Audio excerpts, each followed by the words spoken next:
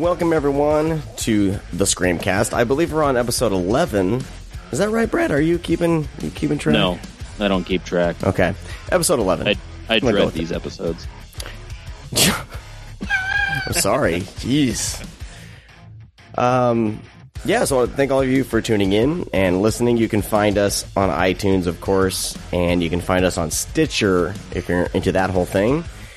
You can also find us over at nerdly.co.uk.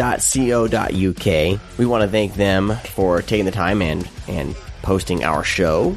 I believe they're currently, so far, a week behind, but they're slowly catching up. So I can't wait till they're all caught up. But I want to thank them for giving us some exposure over in the UK. So check them out. It's a great site, nerdly.co.uk. And that's about it. Let's jump right into the show. Today we're talking about Deadly Blessing, and we'll be getting into that in a little bit. Wes Craven's second movie with Deadly in the title. Unfortunately, today, Brian Sauer can't be with us because he's off doing something more important than this podcast. That's exactly right. That son of a bitch. Anyways, we miss him. Yep. So you're stuck with us too. But first, we have a guest, and we're excited to talk to John Portanova. What's up? Hi, John. Hi. Thanks for having me on, guys. I'm a giant fan of Scream Factory. Ever since they first came out a couple years ago, I've tried to basically keep up with every single release. I'm kind of behind right now, but I love them and I love the show, so I'm really happy to be here. Thank you. I forgot to put applause in. You have a flag gun? Oh, crap. I won't stop. All right, that's done. See, sound effects are a bad idea. John deserves like this continuous applause through the entire episode. It wouldn't stop. Yeah, for you new to John Portanova, he is the writer. Did you produce the Invoking as well, or did you just? Yeah, I was a writer, producer, and the assistant director. Okay, of a film called Invoking that was released. Was it later, or it was later in this year, right? It was put out by Image and RLJ Entertainment.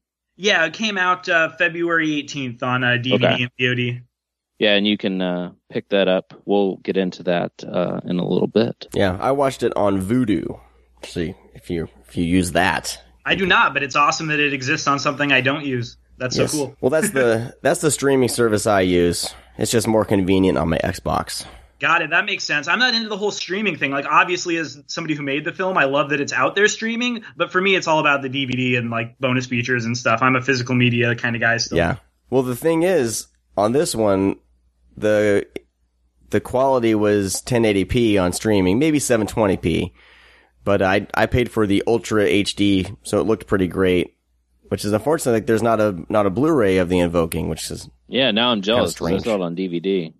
Oh, okay, that's true. So, see, that would be the reason to recommend streaming, I guess. Mm-hmm. Yeah, the only way to see it in HD is streaming. I don't know. We heard some stuff about maybe if it sells well enough on DVD, there will be a Blu-ray. But I mean, it's an indie movie by first-time filmmakers. How often do you see those get double dipped? I think people are pretty safe buying the DVD. Yeah. Well, the UK does that. They have a couple sub-companies that actually do release things on Blu-ray if they are successful. So hopefully we can help hold out for that, because RLJ Entertainment and Image, they're not too big on Blu-rays. They release them every once in a while. Mm-hmm. But they pick and choose some of their movies. It's very odd. Like, they released like The Way of the Wicked with Christian Slater on Blu-ray recently, or it's coming out. And they did a movie called The Outsider, some like cornball action movie. It's really bizarre how they pick and choose their flicks. But anyways. Yeah, I think it might be the stuff that has the best tracking, or the stuff that has Christian Slater dressed up like a priest on the front. Yeah, I mean, that's immediate seller. Totally. Yeah. I actually met John because I actually get screeners from RLJ Entertainment, Image, or whatever, and I came across this, and I actually debated on watching it because of the cover. I'll just be honest. That cover, it seemed like that type of. I wasn't in the mood for a ghost movie. I wasn't going to pass it up indefinitely, but I was just going to pass it up at that time because I was like, cover just looks, it's not that bad, but it was just it presents itself as a ghost film. Yeah, it's a good like a haunting film. It's a decent cover, but it's right up there with any sort of like haunted house movie. So Yeah, I was totally expecting that as well. Yeah, and when I started, I was like, oh my God, this is not a freaking, we're going to have a ghost throughout the film. And it's, it just, those are kind of in abundance right now, it seems, because of the success of The Conjuring. We're getting more and more of them. And it was, I'm very, very happy to say that is not what The Invoking was. And it was nice to see a low budget horror film that was character based, character driven, and actually a plot. Whoa! And characters, isn't that weird? We have a horror film with characters and a plot.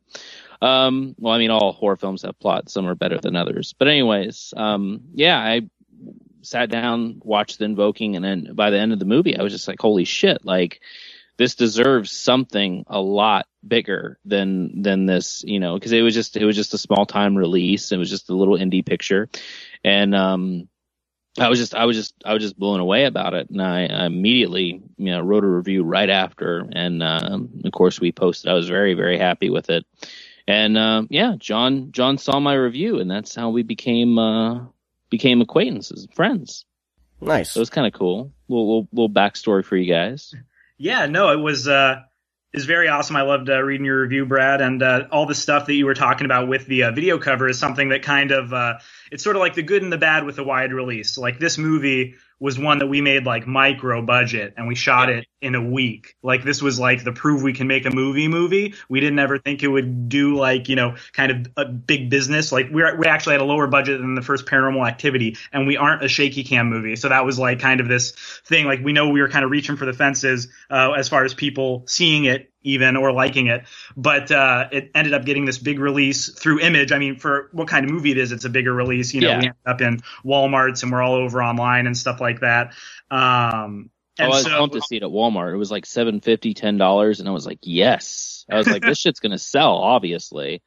But then the double-edged sword with that is that Image came up with the new title. We actually filmed the movie under the title Cedar Ridge. Yeah, which I thought was better. Yeah, I agree. And they had the artwork, which, like you said, I enjoy the artwork, especially the top half of it. There's this. I have a friend who runs a website called Fast Custom Shirts, and he actually made an Invoking shirt, which you can find on there, and it's just the top half of the art, which I think is really striking. The only problem is the bottom half of the art shows a ghost.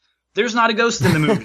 Yeah, and I mean, it's just something that these companies do. And I always make little comments and everything is that, but I understand why they do it. And it's very simple that they know that their movie's going in Walmart.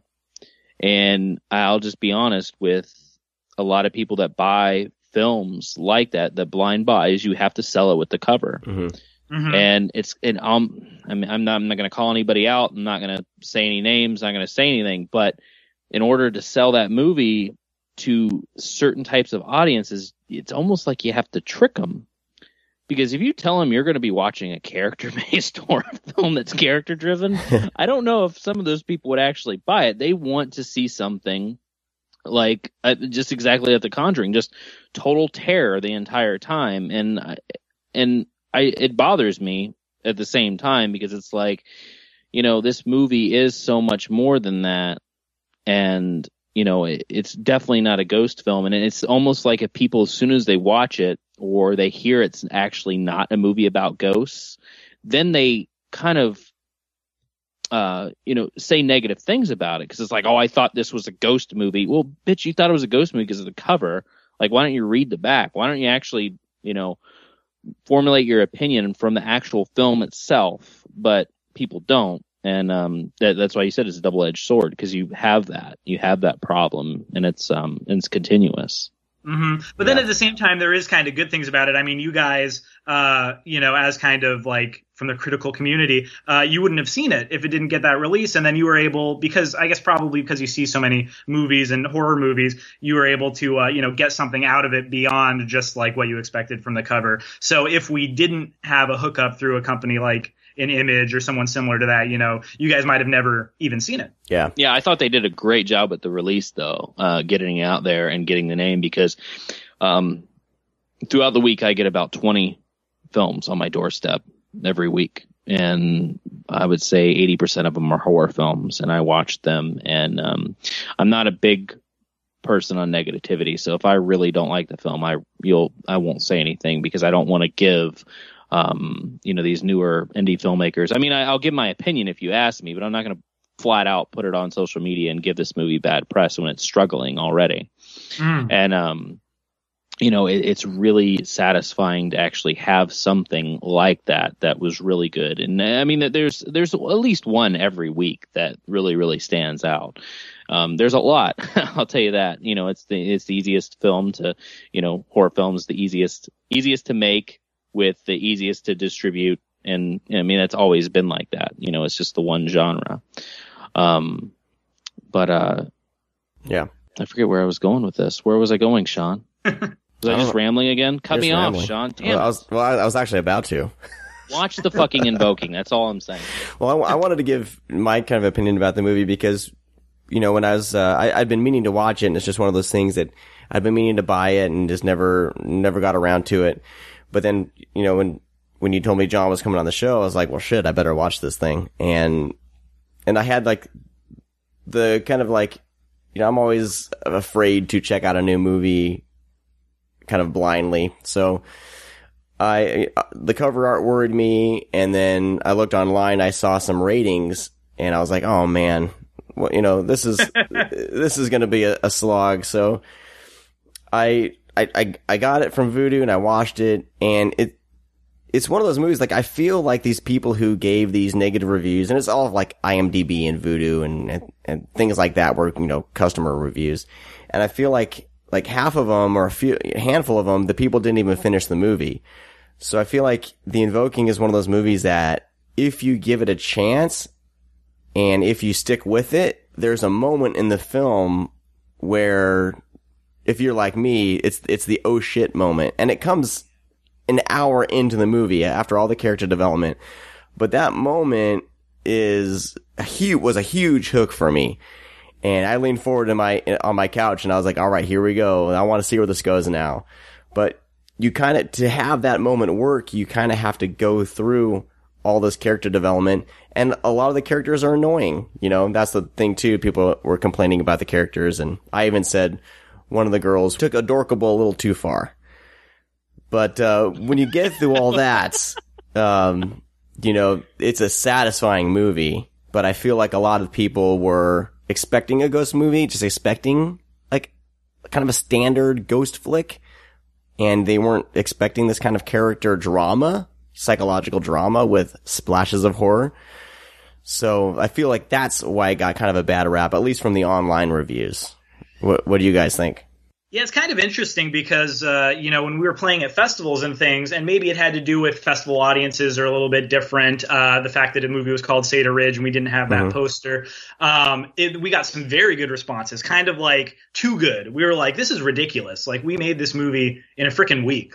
These people have seen real movies, they've watched movies by John Carpenter. Why are we getting good reviews, when they've seen amazing movies?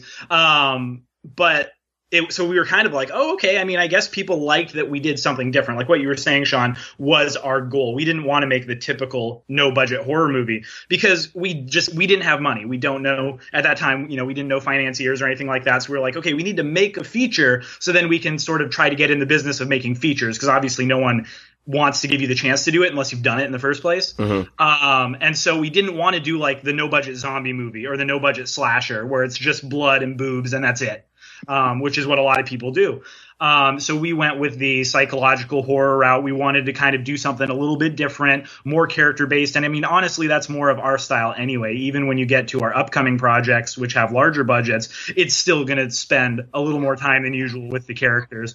But yeah, then once the movie came out on DVD, I think the audience that was picking it up at Walmart, the audience that was being recommended to watch it streaming on Amazon, after they bought, maybe a much higher budget horror movie, something that would have Christian Slater dressed up like a priest. And then it said people also watched The Invoking, and then they clicked on it and started watching it. They're like, well, wait, what is this? Maybe they're not the audience that is used to watching an $11,000 movie that was shot in 7 days with actors they've never heard of.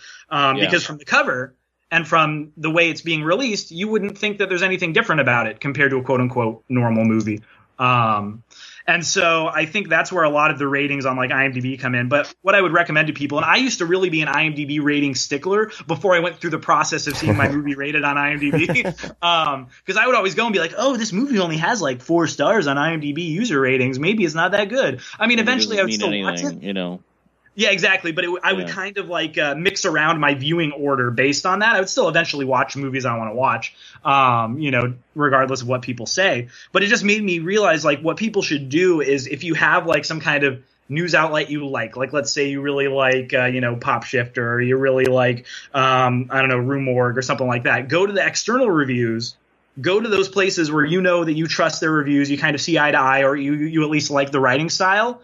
And read the external reviews and see what those kind of say, because I think with a lot of users, movies either have to be the best movie or the worst movie. Like, I'm not going to say that The Invoking is a great movie. Like, that would be silly of me to say. But is it a 1-star movie? No. No, and I completely agree. Like, if you go to reviews, like, don't look at the little stars at the top left where it says, 4.2.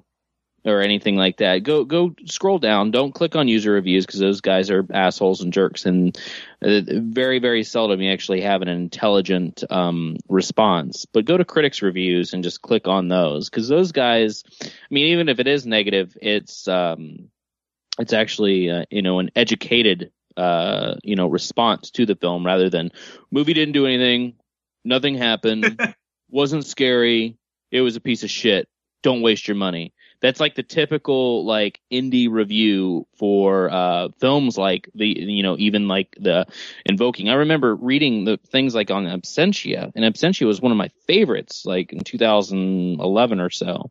And people were just trashing. I'm like, what the fuck is wrong with people? Like, I don't understand. Like, I'm not saying that this movie is the greatest film ever. It wasn't my favorite horror film. It wasn't the scariest horror film I've ever seen. But damn, like, it's good. It's different. Wow, fuck the filmmakers for trying something new and original, rather than, hey, let's put these characters and give them, a video camera and let's make a found footage horror film. and then at the last hour, let's actually show a monster, and let's just have sex jokes and, teenage angst the entire time until that happens.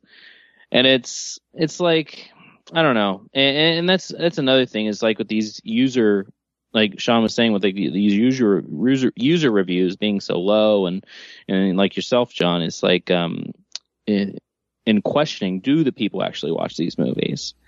Yeah. And when you're on social media and you're on Twitter and you can see on Facebook, because we all have those Twitter people we follow that we really don't want to, because we know that they constantly look to see who unfollowed them. We don't want to deal with it.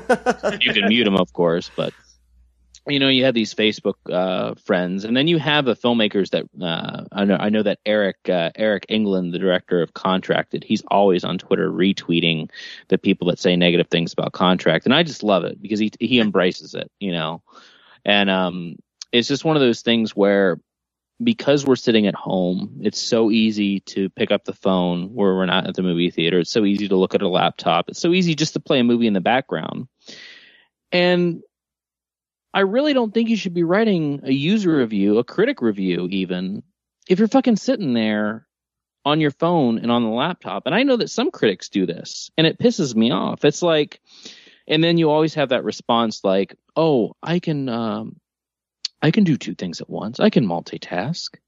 It's like, yeah, I know, but don't you realize you're watching a movie at that point? Because I like to get lost. I like to feel like I'm right there next to the characters, a friend of the character, or, this is actually happening. I'm watching something real. And when you look at your phone, when you look around, even when you go to the bathroom, you realize that you're watching a movie at that point. And I don't think that's fun. And I think that takes people a lot out of it when you're in the comfort of your own home and you pick up your cell phone to look to see what else this person has done. Or you get up right in the middle of the movie, you start looking at reviews on IMDb to see what people are saying, to see if you can find out the ending. And then you agree with these assholes that just put the film down. And I just think with having social media at your fingertips, it kind of ruins movies for everybody and others. I mean, you kind of miss a lot of subtleties and things like that. Like, you can miss one line that ties the entire movie together. hopefully the whole movie doesn't hinge on one line, but there's certain, character development and certain, why a character's motivations went this way. Well, you probably missed that one hint, or those two hints. Yeah. Or you can miss that turning point, because you're too busy reading something. And then, like you said, Sean, that one line, it might not focus on that one line, but that one line could be a turning point. Yeah. Well, I had that with the movie we're going to be talking about today. When I rewatched it, I noticed something that for some reason I missed on my first watch. And I guarantee you it's because I grabbed my phone for a split second. And I was watching it and I was like, holy shit, how'd I miss that? So, I mean, it's happened to me for sure. Yeah. I mean, I'm not going to be one that said I'm never on my phone during a movie, but usually when I watch newer films, especially things that I get in the mail and films like The Invoking, it's social media, phones, laptops, they're all off. Because I want to really submerge myself in this movie, get lost in it, and really, really give an honest and educated opinion. Now, if I'm watching something like a fucking Fred Olin Ray movie or something like that, my God, I'm going to be on my phone. I can't stand Fred Olin Ray movies. But anyways, like if it's something I've already seen, I'm just having fun with, it's a rewatch, like Deadly Blessing. I watched Deadly Blessing again. I've seen it. This is my second or third viewing of it. And, it was, I pulled out my phone a couple times, mostly because to look up Wes Craven bullshit. But, I'm not going to be one that said, no, I'm never on, my phone. No, that's not true. But with newer things and things that you really need to give a chance, I think that your mind needs to be shut off and, well, not shut off, but your mind just needs to be focused on the film itself and what's going on rather than everything surrounding.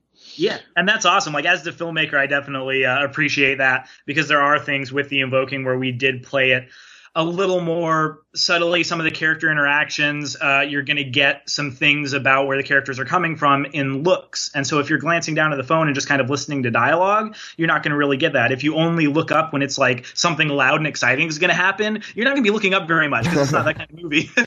Yeah.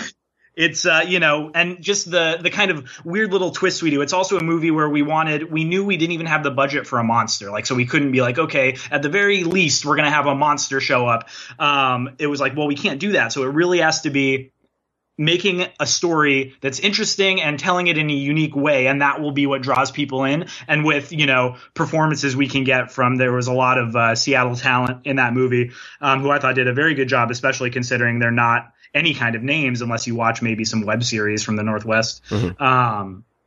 And so it was really about trying to tell the story in a different way. And I think if you're not paying attention, then you could get lost. Or even if you are paying attention, we left some things where you have to kind of piece it together a little bit yourself at the end. And that has been really rewarding for some people, where they're like, oh man, I just kept thinking about that movie, after I watched it. And I think maybe this happened. What do you think? And I'll say, like, that sounds like that sounds like a logical explanation of what could have been. And that's fun. Yeah, exactly. And it's fun because there's always something I reference.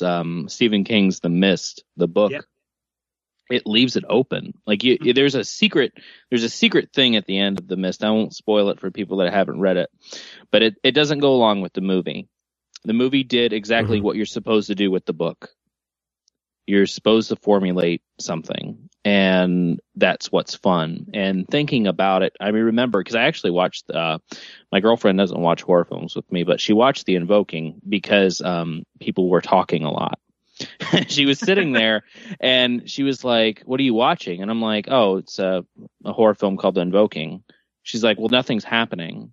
And I'm like, yeah. I was like, it's actually, it feels like it's going to be a character movie. And she's like, oh, okay. And then she like puts down what she was doing and she watched it with me, because she's not one of those things where she wants to see, like she watched it, and she, at the end, she looked at me and she's like, did you get it? And I'm like, yeah. I was like, there's some shit in there. We actually had a conversation after it, and cool. That's the types of movie. It's not like you're talking like, oh man, that time when that ghost popped out of the, the fucking cupboard and grabbed the person, that was scary. No, it's like, hey, do you remember when this happened and this led to this led to that?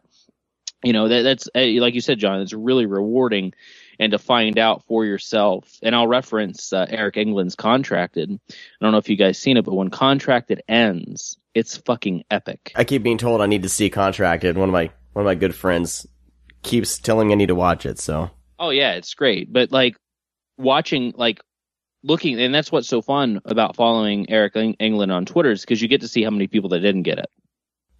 And they said, well, nothing happened. That was stupid. No, the fucking ending is fucking brilliant and genius. You just didn't watch the fucking movie because it tells you what's happening, you know, and it's a little aggravating, but it's also kind of fun in a way to see that. But then again, it hurts. Sometimes it hurts people's filmmakers, you know, money-wise, budget-wise, other companies making money because people will stay away from it because they heard their three friends said it was the worst movie they've ever seen. Bullshit. If you walk out of the theater and you say two things, if you either say that's the best movie you've ever seen, then by God, you haven't watched any movies. And if you say that's the worst movie I've ever seen, then by God, you haven't watched any movies. Those are the two worst things you could possibly fucking say. Come out, give your honest opinion, but don't say those two things. That's like the worst thing that anyone can ever ask me is what's my favorite movie. I don't even know how to answer that. I don't either. I usually, when people say that, because I'll have that a lot, because in the town I live in, there's a lot of not very movie oriented people, and they'll always ask, like, okay, you like movies, what's your favorite? It's like, well, I can't answer that, but the thing I can tell you about the film I've watched the most and the film that I enjoy, and every time I watch it, it feels like I'm watching it for the first time. And then I'll give a title, which is From Dusk Till Dawn, as always will be. Well, hey guys, let's take our musical break here, then we'll come back here and talk about Wes Craven and Deadly Blessing. Sound like a plan?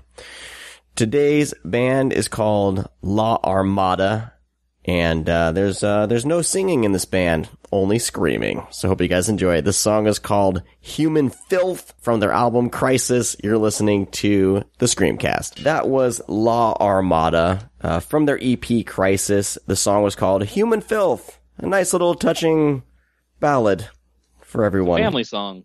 Yeah. I'm trying to see what record label they're on. Looks like they're on a couple record labels. Digitally, they're released from Profane Existence. And, that's the vinyl. And digitally, they're released from Fat Sandwich Records. So there you go. The two best sounding companies out there. Yeah, exactly. I don't know. Like, I like vinyl for certain like styles of music, but for this type of music, I'm not sure if vinyl really I don't think you can hear the subtlety. You know what I mean? But that's just me. I don't know. You don't want to sit back and relax with some death metal? No. Put on the record and have a bottle of wine? Yeah. Oh, and time for me to flip the record over. Okay.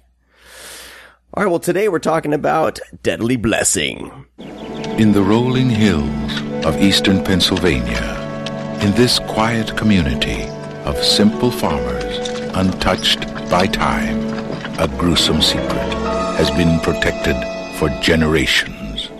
Into this world come three young women, drawn by the beauty of the land, unaware of the mystery it holds. How could they have known that what they would discover would call forth a deadly blessing? Like I said earlier, it's the second movie where Wes Craven uses the title Deadly, and on the commentary, he vowed he would never use Deadly in the title again because for some reason those movies didn't do very well financially. Yeah, it's kind of funny. The Deadly Blessing and Deadly Friend, both movies, a lot of people will say are lower on Wes Craven's filmography, which I don't agree with, especially Deadly Friend. I think that movie's a hoot. But yeah, so I can understand his reticence when people are like, well, your two worst movies have the same word in the title. Because that's the way it goes, right? That's why all the Mars movies, anything with Mars in the title, fails. Did you just say that his worst movies? Because you do realize he directed Music of the Heart, right? No, I'm saying people online. Okay. Yeah. Lists of Wes Craven, or even some Wes Craven books. I've seen lists like Deadly Friend as his worst movie, which I think is silly. It's not my opinion. It's that's completely silly. Those people haven't seen Deadly Blessing or. Oh man, we got some different opinions today. Music of the Heart or even Scream 4. I would say they haven't seen Cursed or My Soul to Take, or Vampire in Brooklyn. I don't know. Wow, now we're turning into like the Wes Craven hate podcast. We're not going to be able to tweet this episode. Because Sean did that months ago. You said something really negative, and I actually stuck up for Wes Craven. What was it? I mean, you were saying you were going to buy My Soul to Take, and I'm like, that movie is a piece of crap. Like, yeah. You know. But no, what I said was, I feel like, here's my honest opinion. Well, I guess we'll talk about a little bit about Wes Craven first. My honest opinion about Wes Craven is he has more misses than hits, but his hits are awesome. Yeah. And there's actually a few movies that I should see that I haven't seen yet. I mean, I haven't seen Last House on the Left, and I haven't seen Hills Have Eyes, which are probably like the two pinnacle Wes Craven movies. Wow. Mainly because, like, I had heard that they involved rape, and I've never really been in a rapey mood to watch those, you know? Well, I mean, hopefully most people aren't ever in a rapey mood. But, yes. Most people. There's some. But especially Hills Have Eyes, man. You got to get on that. I know we're going to talk about our favorite Cravens later, but yeah, Hills Have Eyes, I would definitely say. Hills Have Eyes has more of a classy rape scene. Last House on the Left is just blatantly like brutal. Yeah, there's a big difference. But I would honestly say, before we jump into Deadly Blessing and before we do the Scream, anything after Scream 2 in 97 is kind of, Craven went very downhill and became commercialized. So I think anything after that, anything before that, even like New Nightmare, you said Vampire in Brooklyn, all those films, I think he really stayed true to the genre and himself, and really knocked out some really, really good movies. Yeah. So, anyways. No, I agree. And I agree with, I think he hasn't had a return to form since Scream 2, probably, right? That's what you said. Yeah. I know that there's like a huge, kind of not a huge following, but a huge group that really, really does like My Soul to Take. And that's actually why I bought it. I haven't rewatched it, but when that movie first came out, it was a 50-50. And as time goes on, that 50% that likes it has jumped to like 70, it feels like. What? And the more, I don't, dude, the more and more people I speak to, they actually like My Soul to Take. I don't know if it's because of so bad it's, good bullshit, or it's actually legitimately a good movie. I'm going to go in with like just an open opinion, not being thinking anything, and watch it again. Cool. Mm-hmm. I can respect that. We'll talk about, there's one new movie that I actually dig from Wes Craven, and we'll get into that later. Say fucking Red Eye, dude. I'm gonna quit this podcast. Mm-hmm. We'll talk about this later. All right. So let's talk about Deadly Blessing. And the thing that kind of attracted me to this movie, and I'm a sucker for anything like religious horror, like anything that deals with religion and anything like that. I'm interested in. I guess I can't stand like religious movies, like Christian produced movies. Those are all bullshit. But any movie with somebody like the filmmaker or the writer has a background in religion or cults or stuff like that, I think they have a pretty cool perspective. So I always seem to search those out. So Deadly Blessing was on my radar when because I didn't hear about it until Scream Factory announced it. I'd never really even, knew it was a Wes Craven movie, hadn't really paid attention. But when I heard it was involved like Amish type people, I was very much interested because I was raised in Iowa, and there's a place called Living History Farms, and there's a lot of Amish people that live in Iowa, in that area, Mennonites or whatever. Okay. And then my dad had always wanted to go and be an Amish person, and I was always like, you go for it. I'm getting out of this state. So this movie was definitely on my radar, and I enjoyed that aspect of the film, and we can go in more what we liked and what we didn't like. So I guess that's what piqued my interest. Brad, what's your history with Deadly Blessing? Last. You'll be last? I'll be last. Okay. Yeah, John's the one that picked this movie. Okay, cool. He said something that really intrigued me since I've seen the Invoking. Is that you said something of wanting to pick Deadly Blessing because it hit harder to home, like of how you write. Is that what you said, John? You said something along those lines, right? Well, one of the reasons why I picked it was just because it was one of the ones you guys hadn't talked about yet. It was also a Scream Factory release that had never been on even DVD before. So those are always the Scream Factory releases I like a lot. But one thing I really enjoy about it is that it kind of shows you who Craven is. Like there's set pieces, especially the bathtub scene, that he later remakes in Nightmare on Elm Street. So this movie is just kind of like Craven trying some things out that he'll later hone. It's also his only religious movie where he grew up very religious, like in a very strict religious household, which he gets into in bonus features on all of his movies. And this is the only movie where he actually tackled that in the writing. And so I think what I was saying in the email to Brad was I try to do the same thing. Like within every script that I write, there's going to be stuff personal to me, whether it's in certain characters, whether it's in the plot, or else what's the point? Like I can't write a movie about a frat because I just have no point of reference. And so I think it's really interesting that this is the movie where Craven was kind of taking his, life growing up in this really repressive religious community, and he put that into this movie. I wanted to kind of go on this too, because he helped write it, but there's story credits to two other guys, and I guess Matthew Barr and Glenn Bennett. So it sounds like it's a script that was given to him, but he also touched it up. Yeah, I think probably that the whole religious aspect is what attracted him to it, and then he, rewrote it from there. But as far as my history with Deadly Blessing, I had actually seen it on VHS a few years ago. There's a video store here in Seattle called Scarecrow Video. They have the largest library of films for rent in the world. And so when I first moved to the city, I moved to the area right around Scarecrow Video, and I walked in there and I was like, all right, I'm going to rent a bunch of VHS tapes because it'll be like movies that people can't find anywhere else. And so I left with a big stack, and it had like, the original version of Willard, and it had like Crime Wave, and Deadly Blessing was in that stack as well, with the awesome VHS cover art with Sharon Stone and her amazing cleavage. But so that was the first time I watched it, and I was kind of indifferent to it.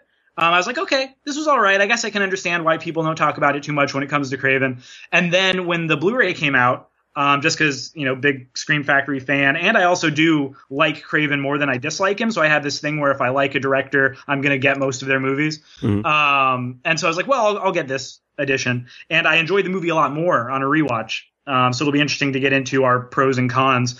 But where did you come from, Brad? I completely fell off my radar as growing up. I don't ever remember seeing this VHS anywhere in any video store I went into.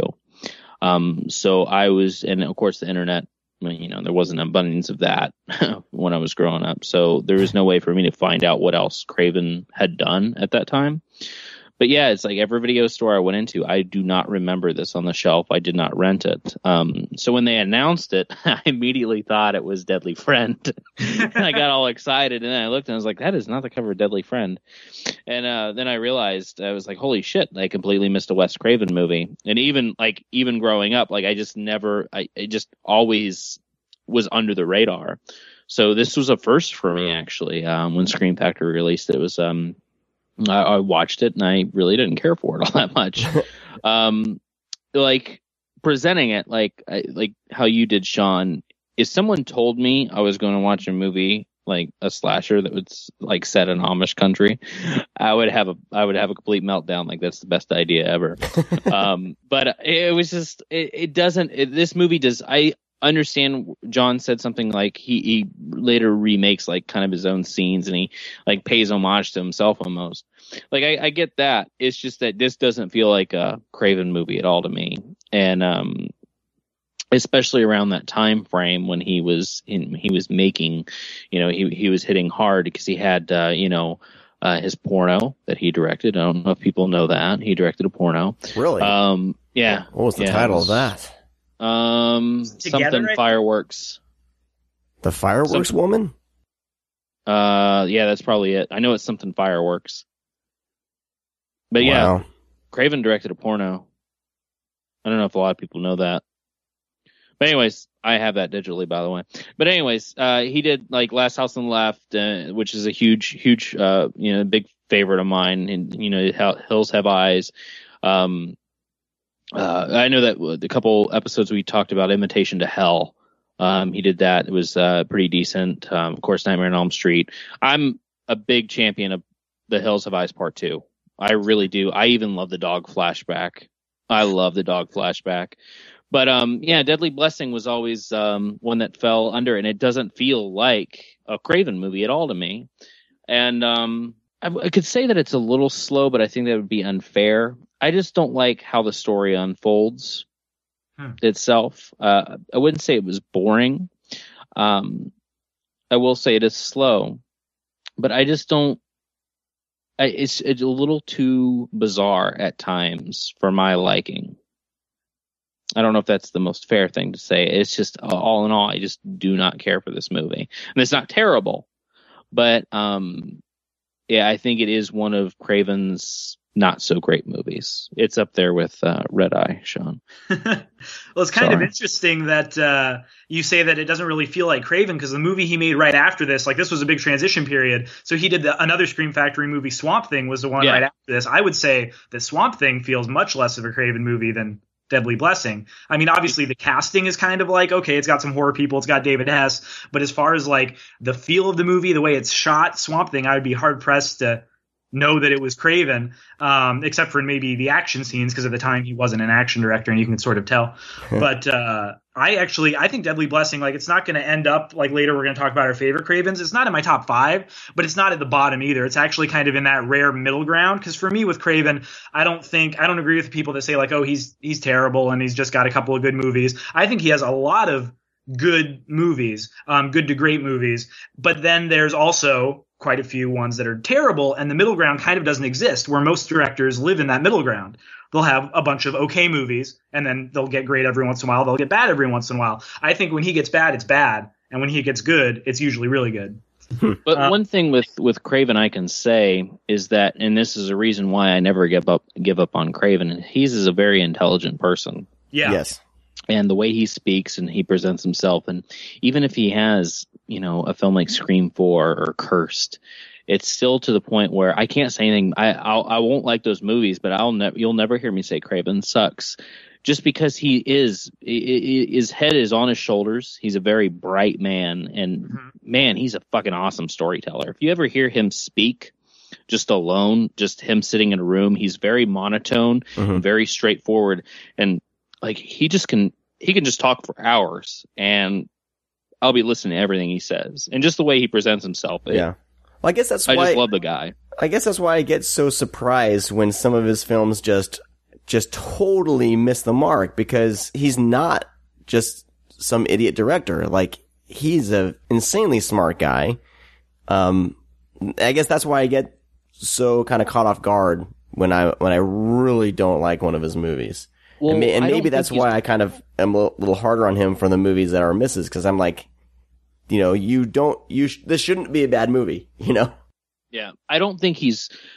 I'm going to say this this is a very positive way. I'm going to say this. I don't think he has really grown much out of what he used to do. And that said, and this goes for a lot of films, is that I think if we had Red Eye in the 70s, if we had Red Eye in the 80s, if we had Cursed in the 80s, we would be saying different things about these films.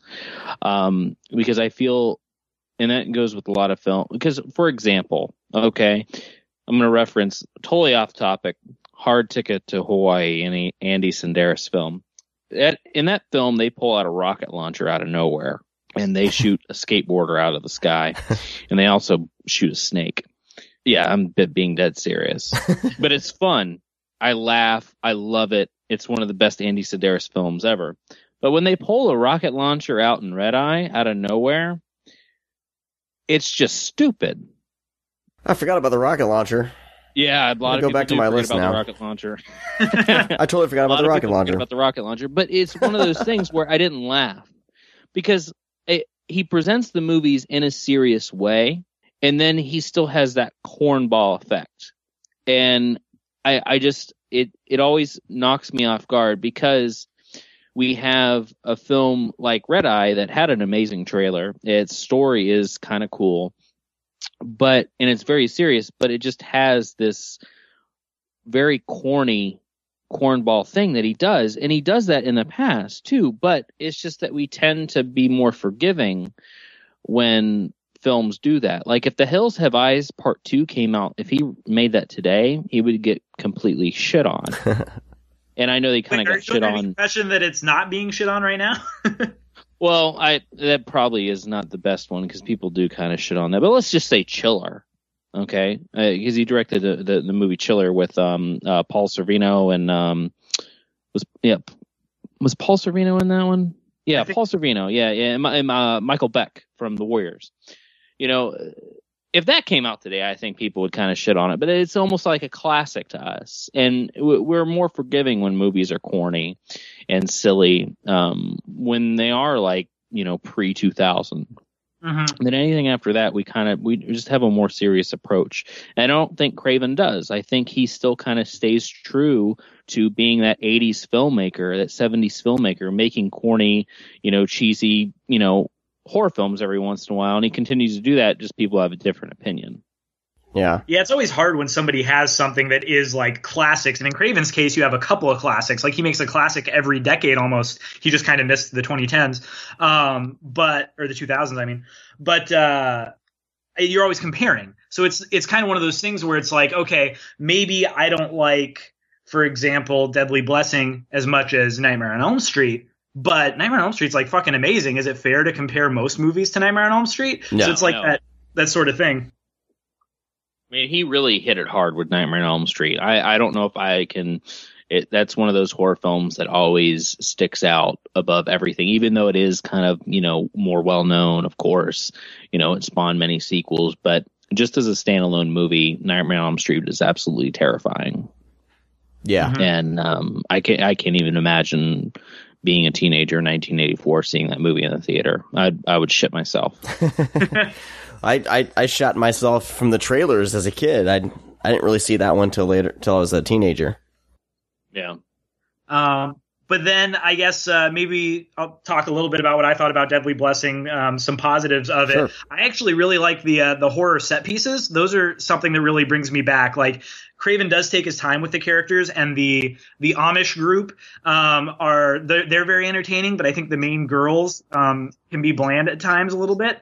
But what keeps the movie really going are the horror set pieces. The snake in the tub is like, I think it's one of Craven's best directed scenes. So it's kind of interesting that he later went back to it, and he did improve on it in Nightmare on Elm Street. But even the scene in the car where the unseen killer is trying to stab at who is it? He's trying to stab at Susan Buckner, and Jeff East is like protecting her by being stabbed himself, like through the sunroof. That's a great sequence. And then the fact that she tries to drive away and the car's like there's a fire trail following it. I think the horror sequences in Deadly Blessing are really good, and that's what kind of elevated the movie for me on that rewatch, where I enjoyed it more. I was like, okay, you know, maybe the story altogether doesn't come together perfectly for me, but those horror set pieces I think are some really good things that Craven has done in his career. Yeah, I think the spider scene is really effective too. You know, you're right. There are a few things, because even when we see like the dark figure or whatever, the movie does, and it is like an Amish a slasher set in Amish country, and it is fun at times. Like, but you have that like whole sequence where Michael Berryman looks for his lost shoe in the house. You guys recall that? Where he's like, that scene just seems to go on for a very, very long time. And it's things like that where it doesn't set up like an eerie scene. It's just bumbling Michael Berryman walking around, and even like when the kill scene happens, it's just like, you know, I didn't like. We don't have enough with that character. It's a needless kill, and it just seems like it's not well placed. You know, that would be kind of an opening kill maybe of somebody we didn't really care about. Yeah. But it's just, I don't know, there's too many death scenes in the movie. Like, the scenes are kind of creative and cool, but I don't know, just the way they're executed and the characters, I just wasn't feeling it. Like, it just, I felt like I was just watching, a low budget, extremely low budget slasher that was shot on video, which is, this obviously doesn't look like it's shot on video. I'm just comparing, shot on video slashers, where it's just like just somebody walking around just killing people. I don't know. But that's the funny thing for me, because I kind of, the horror elements are kind of hit or miss for me, but I connected more with the Amish storyline, which is weird, just based on my background, Were you a Hittite? Is that what they're called? No, but I always thought joking, that they were I weird. wasn't being serious. But the horror elements, like, they work for me. But as a whole, I really like the movie. But is it Wes Craven's strongest? No. But I like that you kind of see, like John said, like, you can see the foundation for other movies he's made later. And I believe he actually even used a scene from The Hills Have Eyes 2 with the dog. What? Yeah, I was watching the commentary, and I haven't seen Hills Have Eyes or Hills Have Eyes 2, but in the commentary they say that there's a dog that jumps out at one of the girls when she's running. Yeah, because it would be Beauty or Beast from The Hills Have Eyes. Yeah, and they said that they rehashed that. Yeah. Wow, I did not know that. The dog actually jumping, I believe, was actually because I remember because there are like German shepherds, but like, yeah. I mean, if it's just a split second, I probably didn't notice it. But yeah, a split second. It's kind of cool.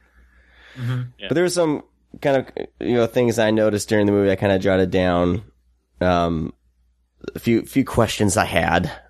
So in the beginning of the movie, the husband, he was a Hittite, but he still lives like next door to his family that he got excommunicated from.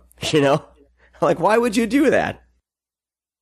Yeah, I mean, I guess it just must be maybe the house was open and it was affordable, and I'm not really sure. That is kind of a weird plot thing, but kind of the movie wouldn't exist if they didn't live right next door to the Hittites. So. Yeah.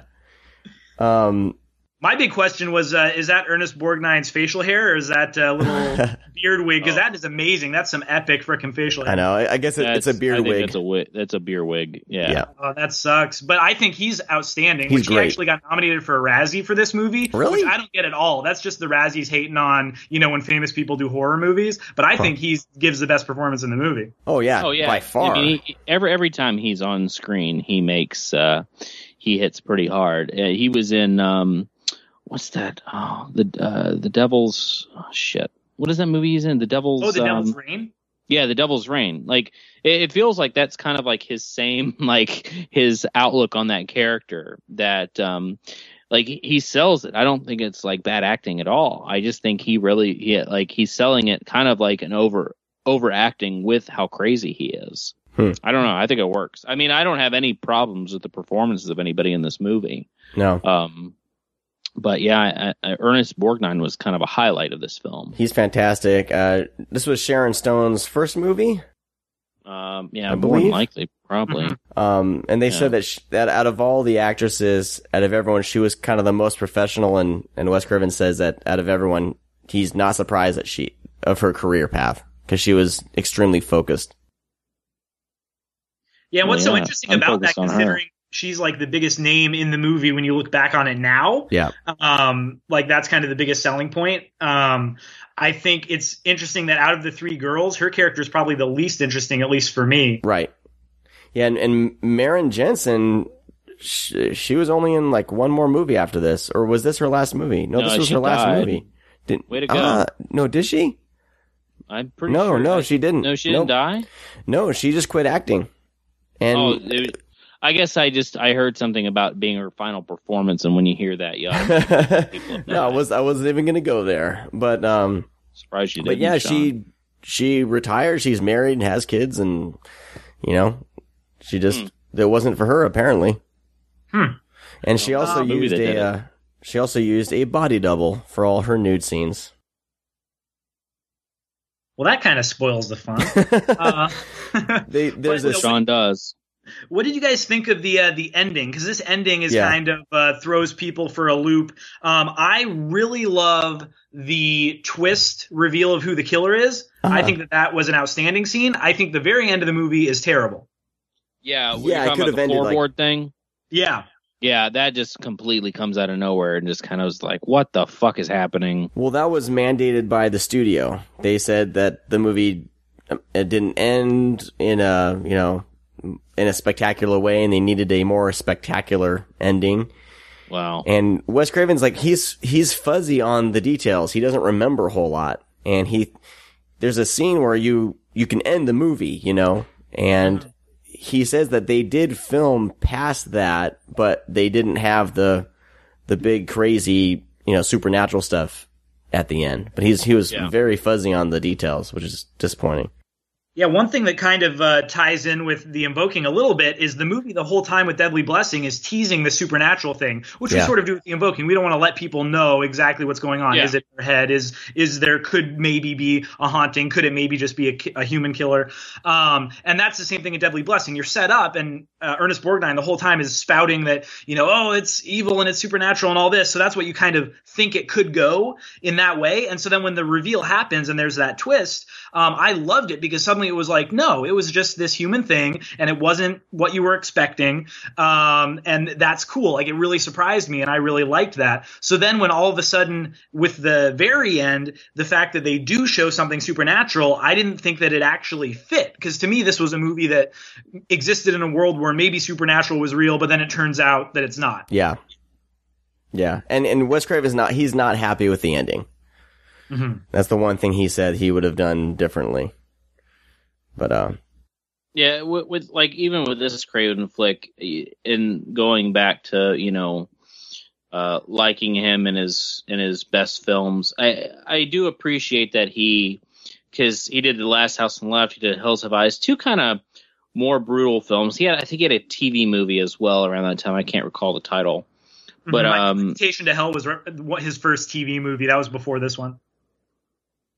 Invitation to Hell? Yeah, that was that was late 70s. No. Isn't Invitation to Hell the alternate title for like Summer of Fear? I always thought it was. Because Summer of Fear was late 70s, and so I just assumed Invitation to Hell was the alternate title. No, Invitation to Hell was like around the same time he did, like, that was in the 80s for sure. He did. Oh, okay. Then it was Summer of Fear, the one he did with Linda Blair. That was in the 70s. Yeah. Summer of Fear. I'm trying to remember what's the alternate title? Same movie. What's the alternate title to that? I don't know. I'm on IMDb, and I know how you hate that. I'm not even going there. I'm not going there. Well, anyways, he really tried to come out of Stranger in Our House. Stranger in Our House. That's what, because I believe I had when it was put on VHS, because I know it's TV made, but I think that hit VHS with that title. Yeah. But I remember it came out on DVD as Summer of Fear. But anyways, he really tried to differentiate and try to do something new, because he was kind of known as this almost at that time a brutal horror director because of those, and he wanted to stay true to his genre, but he also wanted to kind of show that he could do something else. And I think it's where kind of like Swamp Thing and Deadly Blessing came by, and because Swamp Thing was obviously rated PG-13, which there is an R-rated cut, people, if you can find it. Boobies. But he tried to do something a little new, and then he went right back to brutality with the Hills Have Eyes Part 2 and Nightmare on Elm Street. She was busy. If that's the case, he was fucking busy in the 80s. He must have had he must have did like 4 or 5 movies back to back almost. Yeah, he talks about that in the DVD of Deadly Blessing, how he actually made this and Swamp Thing back to back after like a long gestation period, like after Stranger in Our House. I guess he just wasn't getting offers because people thought he was this brutal guy and he was trying to, do something different. And so it took him a long time to get Deadly Blessing set up. And then almost instantly, I think he left the shoot of Deadly Blessing to then go to the shoot of Swamp Thing. Yeah. Yeah. And then he said after Swamp Thing, he had like a 3-year kind of hiatus where he just couldn't get work. Yeah, it's kind of weird. It's like fits and starts. Yeah. That's probably why he did a sequel to Hills Have Eyes Part 2. I think I remember hearing that because it was cheaper, because he used a lot of scenes from the old movie. Mm-hmm. and he just filmed new scenes to make a sequel, and kind of to make money. And I think that's how he kind of funded Nightmare on Elm Street. Yeah, that's one of those weird things where Hills Have Eyes Part 2 was filmed years before it came out. And so that they released it after Nightmare on Elm Street because the studio or whatever didn't think it was good enough to release until Craven was actually a name. Oh. But what'd you guys think of like the Blu-ray, like the bonus features and the transfer and everything? I think this is a pretty solid package. Yeah, I think the transfer is pretty legit. I mean, it looks great. It sounds great. It's definitely one of the highlights of Scream Factory with this release. The audio commentary is just like every Wes Craven audio commentary. I actually did listen to this one. You kind of forget that you're listening to commentary, and he's just sitting in your room just telling you his experiences on filmmaking. Yeah, and he always has a story too. I mean, the moderator stories are incredible. The moderator was fantastic. He just he would set it up. Wes Craven would go in with a story, and it's what I want from like a moderated commentary. It's fantastic. Yeah. Yeah. Well, see, even that, you don't even need a moderator for Wes Craven. You could just let him ramble, and he actually does it well, unlike me. Yeah.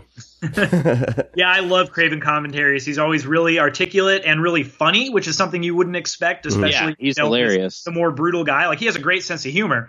So it's kind of interesting that comedy isn't really the forefront of the movies that he writes. Obviously, the Scream franchise has a lot of comedy in it, but as far as his scripts, usually they're more on the serious end. But he's a really funny guy. Yeah. Have you ever experienced, I'm going to use the word experienced here, Craven's storytelling of how he came up with the idea of Nightmare on Elm Street?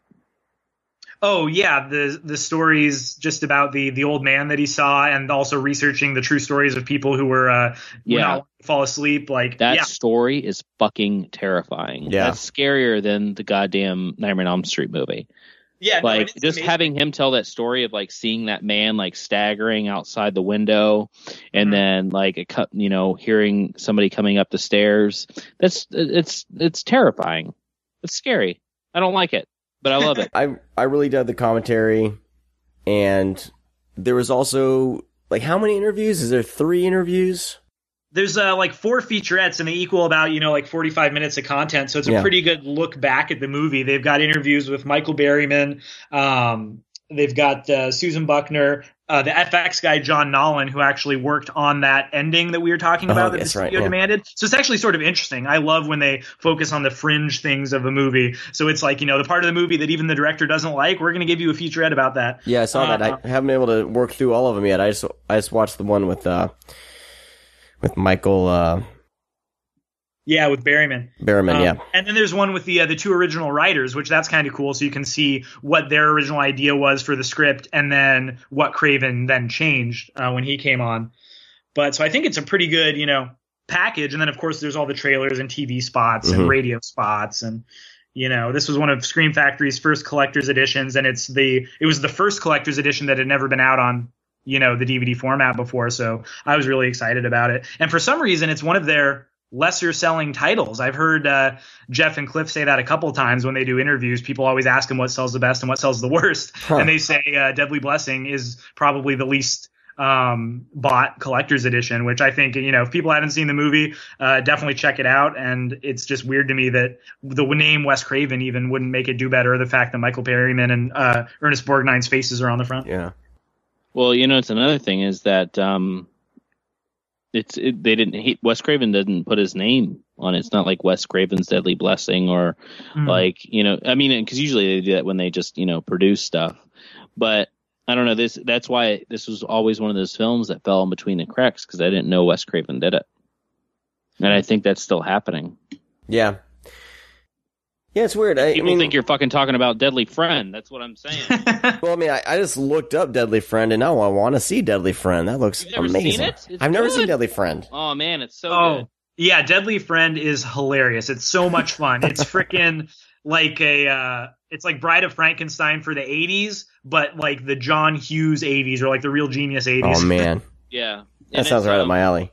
I was hoping that would be, because I think that's MGM owns that. No, that's actually a WB one, so I don't know that Scream Factory is ever going to get it. Yeah, then never mind. Darn it. But since we're talking about another Wes Craven Deadly one, did you guys want to talk about our top 5 Craven list? Yeah, I was just about to jump into that. Man, I'm going to step aside and let John host the show. All right, John, you go ahead. Jeez.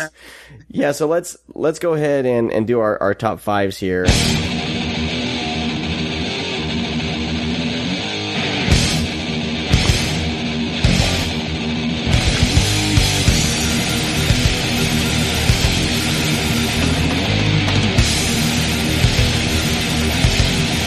John, give us your top 5 Wes Craven films. So, my number 5 is People Under the Stairs. I think that movie's a lot of fun, and there's a great edition that Arrow put out in the UK on Blu-ray. Beautiful. Number 4 is The Hills Have Eyes, the original. I think that's an outstanding movie. As far as the kind of savage Craven, I actually vastly prefer Hills Have Eyes to Last House on the Left. I think that's he has a good balance of storytelling with the performances, with the kind of brutality. Number 3 is one that I always loved and I thought was always kind of ingenious, but I guess people hate it. I'm kind of hearing now when I listen to retrospectives on the series. But New Nightmare is my number 3. I think New Nightmare is outstanding. And for some reason, people don't like it. I think it's a genius idea. I think it's the only sort of meta horror movie in the sense that it takes place like on a horror movie set in parts and things like that. I think it's the best out of that subgenre that kind of seems to be cropping up more and more. And then my number 2 is Nightmare on Elm Street. I think that's a classic. And then, my number 1, it might be a little controversial just because I would put it above Nightmare on Elm Street, but it's just a little bit above, and that's Scream. I love Scream. I think it's an outstanding mystery script. It's very funny, and I think Craven expertly directed it. So those are my favorites, and there's other ones that I like as well. Yeah. But those are the top 5. Cool. I'll rattle through mine, and then Brad, you can go to yours. Does that sound good? Yeah, that sounds great. So my top 5, and I got to preface this because I'm surprised at how many Wes Craven movies that I haven't seen. And there's 4 of them that are on my list of shame. And one of them's Swamp Thing, and because I was waiting for us to cover it on the show, which I'm thinking, man, we should have just done a double feature and we're talking about Wes Craven, but oh well, though there will be another day. I haven't seen all of People Under the Stairs for some reason. I don't know why. And then, of course, like I mentioned, Hills Have Eyes and Last House on the Left. So if I would have seen those 4 movies, my top 5 list may be a little bit different. But as of now, this is what I got. I got number 5 is actually Deadly Blessing. I really like the movie, and for personal reasons, like how I like the way it flows, and of all the movies I've seen, I had a lot of fun with it. So that's my number 5. My number 4 is New Nightmare. I'm right with you, John, on that. I really like the movie, and I love the meta aspects of it. It's one of those that's kind of grown on me. And at first, I don't know, there's something I didn't really like about it. It seems to be almost too clean and too bright all the time, as far as how they filmed it.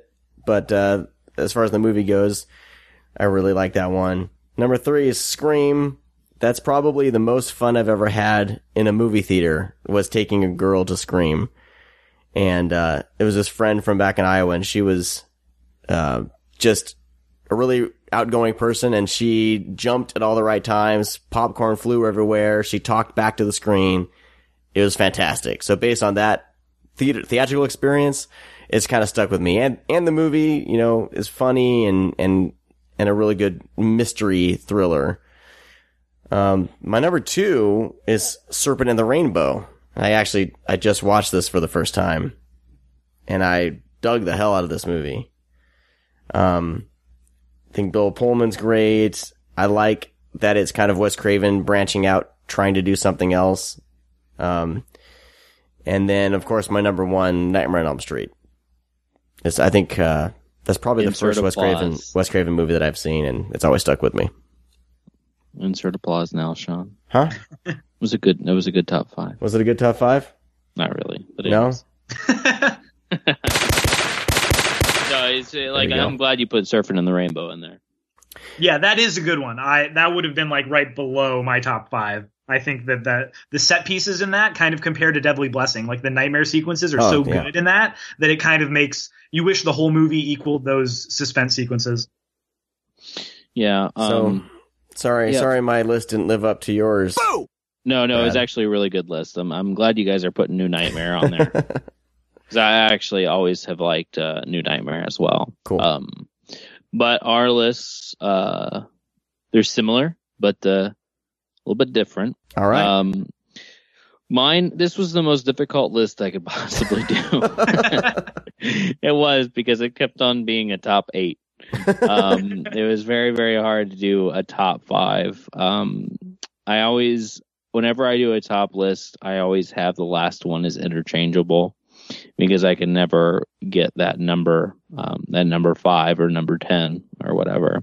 But definitely, my top 5, I'm going to put Nightmare on Elm Street as 5. I do love it. But at times the moods I'm in, sometimes that pops out of there. I still think it's still one of the scariest horror films ever made. And I do love it. It's just that sometimes I don't do well with the comedy in it. And I know that's a whole aspect of Freddy, but I think that kind of ruined Freddy Krueger and the Nightmare on Elm Street series later on. Is the comedic aspect. I think the first Nightmare on Elm Street, of course, is the most serious one. And Freddy later on became more comedic as time went on. But I always say Nightmare on Elm Street is not my favorite. But that would be number 5. I would say, oh God, this is gonna be recorded and put out there, and I'll never be able to go back. The People Under the Stairs is definitely number 4, and not only I would say People Under the Stairs is I just think People Under the Stairs is one of the greatest horror films in the 90s for many reasons. I just like how I like that isolation of the house, how they're locked in. Of course, Wes Craven wrote this movie and directed, and Everett McGill. And is it Wendy Robbie? Yeah, Wendy Robbie from Twin Peaks. Known as only as the Man and Woman. They don't have names. But their chemistry on screen is fucking brilliant and genius, and everything flows together so well with those two. And I just love it. And it almost... People Under the Stairs is kind of like a family movie in a way, too. It's like the family horror film. Because it depends on what you show your kids, but it's one of those movies that, like, it has a brutal backstory and it's kind of fucked up in a way, because even like how he dresses, like in the S&M, and the bondage thing that they're obviously into, and you find out later a little story about the two together. It has some very, like, I guess I don't want to say just some brutal undertones in the movie, especially like the whole cutting out the tongue thing. But it's on the lighter side. Like, he wanted to make a lighthearted, underlying brutal horror film, it seemed. And I have always really, really enjoyed People Under the Stairs. Scream, of course, just because that reinvented the slashers, and a new whole wave of slashers came out, which is one of my favorite things. And it's smart. It's a very smart film. I think it kind of dates itself at times, and as time goes on, it's still special because of when it came out and what it did. But I'm always been a big fan of Scream. Last House on the Left is number 2. I know people frown upon it because of it being rapey, as Sean and John put it earlier. But I think it's all around just, I love revenge films, and I love revenge films in the sense of where the people that are committing the revenge are not young and suave and aren't able to pull anything off. Like, these parents just find out and they're just devastated. And, it's almost like a Home Alone at the end, where they just set up the house and, they just have this sinister plan. And it's almost a time, like for a split second, you feel bad for these guys because these parents are just fucking crazy. And it's just that, and it's just one shot in that movie that always gives me goosebumps. And I always think about is just when he's in the hallway with that chainsaw. And I just love that sequence. I just love the ending. And I know one thing I want to bring, I'll give a nod to the guys over at Junk Food Cinema, because I think they said this. I'm not sure if I can't remember. I was listening to a few different things, but Last House on the Left, there's a sequence when after they're doing the business of being all rapey, and after Krug carves the name in the chest. I know that sounds really brutal for those who haven't seen it. It is kind of hard to watch at times. But there's like that, they all look at one another after everything's done. And there's that sense of reality and realism, like, holy fucking shit, we just did this shit. Now we have to carry it out. Like, what are we going to do? Mm-hmm. And it's a horror film in a way of the killers might like look insane and they seem insane, but they're also very real and they kind of know what they did.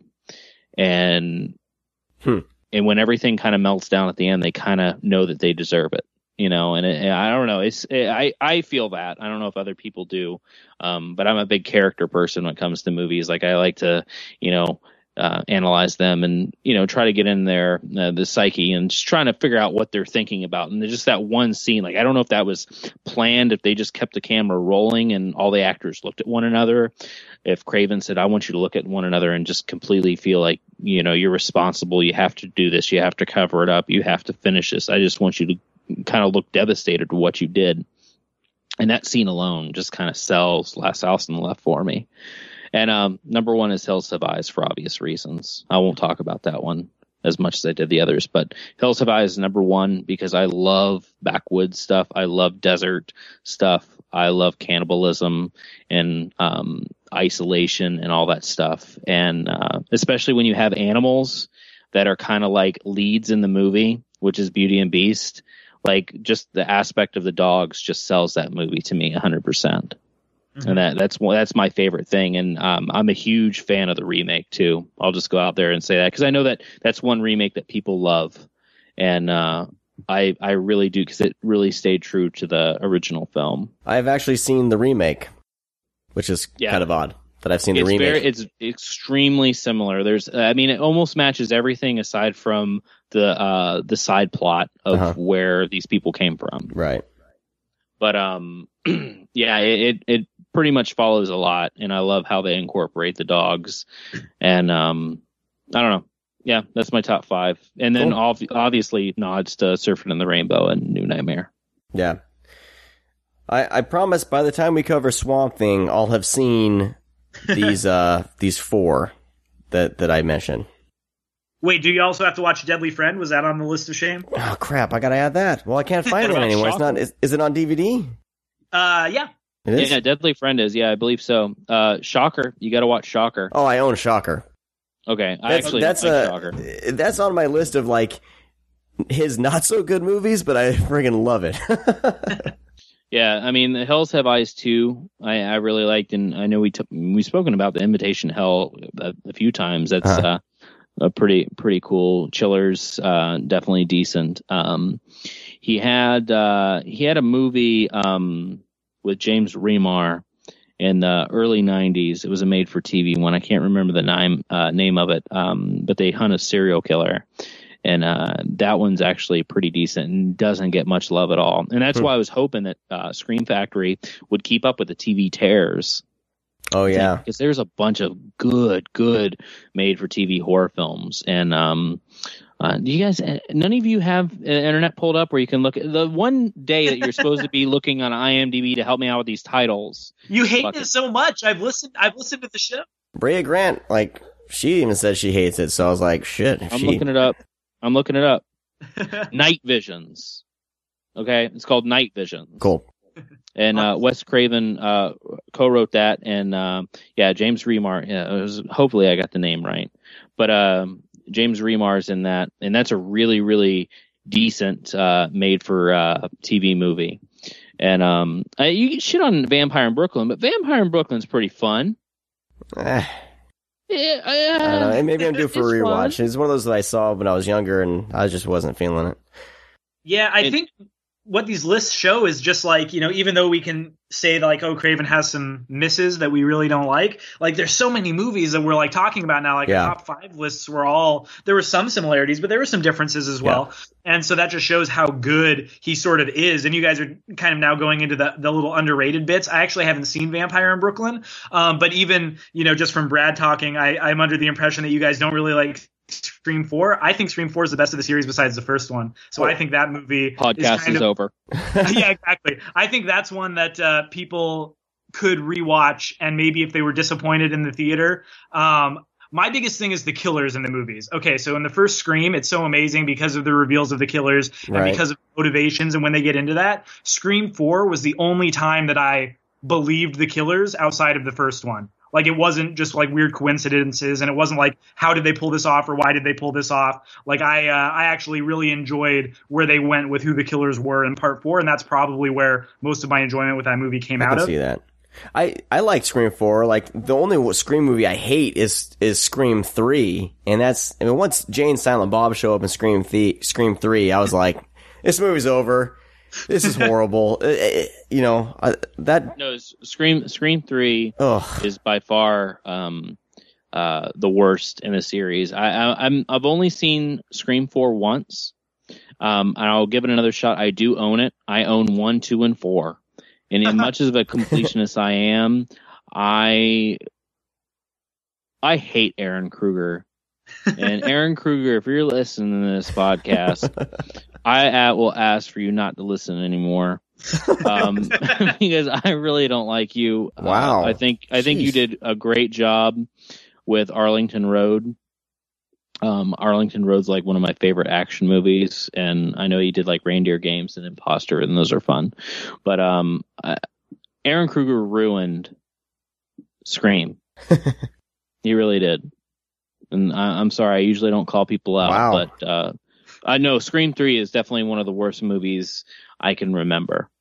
I would watch My Soldier Take before Scream 3. I would watch Cursed before I'll Scream 3. Never watch I think Scream 3 again. Scream 3 is his worst movie. Just that sequence where they're running around to the fucking fax machines and the killer's like telling them what's going to happen. This is the dumbest bullshit I've ever seen in any horror film, and I've seen some stupid shit. I watch Fred Olin Ray movies, for Christ's sake, and I've never seen anything that stupid. So anyways, Scream 3 is definitely... If you really want to talk about some of my worst films, Scream 3 is definitely one of them.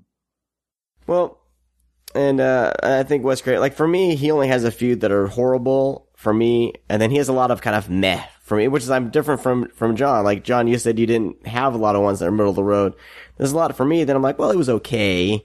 I mean, like, I actually dug Red Eye. Like, even if they pull out a bazooka, and blow everything up. I think everything on the plane in Red Eye is really good. I would actually say, I like Red Eye as well. But it's because the plane stuff is so good. I would say that maybe the last half hour isn't the best part of the movie. Right. Once they get off the plane, it's not as good. But they're stuck in that plane, and that tension, I think, works. And I think, it definitely unravels. But it's definitely not his worst movie. But I think we'll be talking about more Wes Craven. I mean, I really want to get to Swamp Thing, so I don't want to totally. Now, do you change your opinion now because we had a heated argument about you saying about Wes Craven, like of all talking about all this good stuff. Do you retract that at all, Sean? I do. I think I was being a little bit unfair now that I've assessed the situation a little more. But I've seen more Wes Craven movies since then, so I think, and I highly suggest this porno. Oh, jeez, if you can find it. You're gonna get me in trouble. You said the Fireworks Woman. Fireworks. Now all I remember is Fireworks. Fireworks Woman. I'll have to find it. I have it buried somewhere on a hard drive. I think that's the only way you can find it. Yeah, it was like 1978 or something like that. 77. Rated X. Yeah. So that's crazy. It's crazy. People do crazy things, man. It's funny. There's a lot of filmmakers that have something that they did in the, just to get the show rolling or anything. So I mean, he did Last House on the Left, and then he did porno. It was kind of weird, I admit, because you think he'd do the porno first, then Last House. It looks like he did Last House on the Left, and there's a few years. Then he did the porno, and then there's a couple more years. So, good Lord. All right. All right. Well, that's gonna. I think we're done as far as talking about Wes Craven and Deadly Blessing. John, I want to get to you because you have some things in the works that I would, want to give you a chance to plug. Oh, so awesome. what do you got coming down the pipeline? Yeah. Well, we just, my production company, the October People, who made the Invoking, our next movie, The Device, was filmed back in April, and that's going to be coming out on home video in the fall. It's actually the same production companies that were responsible for the distribution of The Invoking. They asked us if we wanted to do something else, and we said, yeah. And they said, okay, well, it needs to have a monster in it. We don't care what it is as long as there's a monster. And so we really like, you don't always get the opportunity for that kind of creative control. So we're like, okay, we have an alien idea. Do you like aliens? Like the alien abductions? And they were like, yeah, that's fine. We'll put an alien on the front. We're like, sweet, we'll write a movie with alien abductions in it. And so that one was a lot of fun. That was directed by Jeremy Berg, who also did The Invoking. And so I was a writer and producer, assistant director. Then next month, we have our third movie, which we'll be filming. And that one is called Valley of the Sasquatch.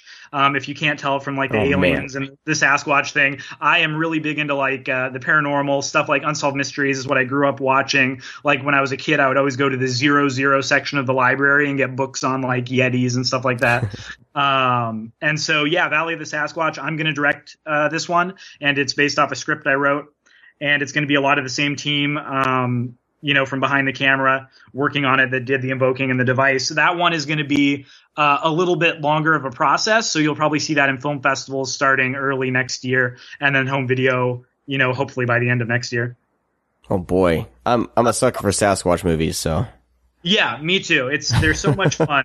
And so with this one, I mean, I guess like the little pitch of it is, as a big fan of Bigfoot, I always wanted to see like the real Bigfoot in a movie, where in most of the Bigfoot horror movies, it's like a slasher, and they just, instead of typing Jason, they just typed Bigfoot. Yeah. So I wanted to have it be, if Bigfoot was a crazy killer, we would know that it exists because there'd be a bunch of dead bodies piled up.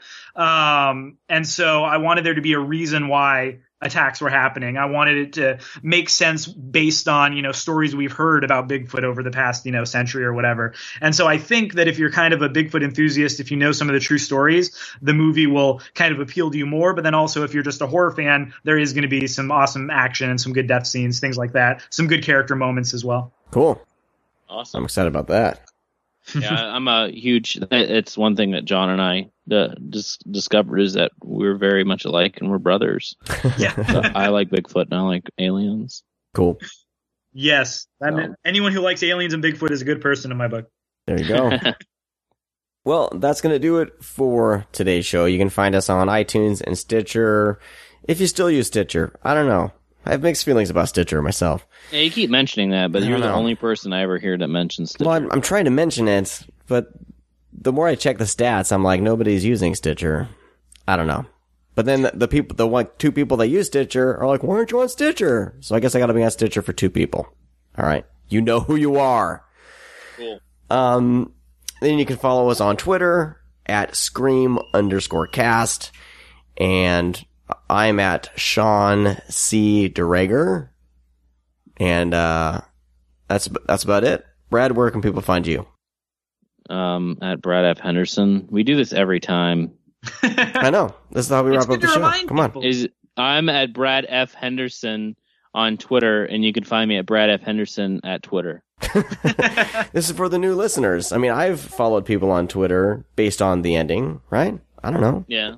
If you hate it, send us an email. Go to thescreamcast.com, go to the contact page, send us a hateful, vile-filled email on how you hate how we wrap up the show. And then you can find John at what aren't you at October on something? Twitter at October_John, and then you can also look up like the October People have a Twitter, The Device, Valley of the Sasquatch. They all have Twitters and Facebook pages. Question. Yep. Side note: because you're part of the October People team? Yeah. Okay. Didn't you guys acquire Found?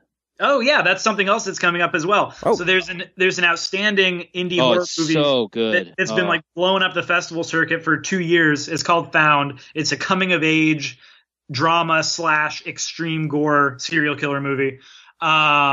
And we played with it at a bunch of festivals with the Invoking, and we totally loved it. So when we got our home video deal, we started talking with the director, Scott Shermer, who did Found, and he was like, oh, I'd love it. I'm not the best business sense kind of guy. Could you guys maybe help out and rep the film? And we wanted to, we want to support filmmakers who are making stuff as good as Found, for sure. Cool. And so that movie we acquired, and it's going to be, I'm hoping that like any day now there should be an announcement from the distributor, but we can't say anything yet.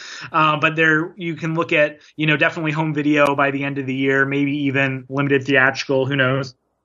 Yeah, Nice. I saw Found about a year and a half ago, I would say. My buddy Jay Hawkinson, who's Sleestack on Twitter, who is a supporter of us, he actually got a copy. Like, I guess they were selling copies at festivals and everything, and he bought one, and he sent it to me. And I will say Found runs a little bit on the longer side, but it is very character worthy. But yeah. It's a hell of a movie, and that ending is just fucking phenomenal. Cool. Yeah, so we're really definitely check excited it out. about that. So it's it's a busy year. You can look forward to that as well in the fall. So a lot of stuff going on right now. Hopefully we can keep up the pace, or maybe even a little bit slower of a pace. Well, John, thank you so much for coming on the show, man. It's been great to talk to you, and it's always great to have other Scream Factory fans on the show. Yeah, I think they're the best company out there right now as far as home video releases, and there's a lot of good companies, so that's saying a lot. Thanks for having me, and I hope people are still listening after this epic chat. I think they will be. This is a lengthy one, yeah. Well, right. Everyone, thanks for listening to the show. We'll talk to all of you next week. Bye-bye. Bye. Oh, don't tell me you're leaving. The party's just begun.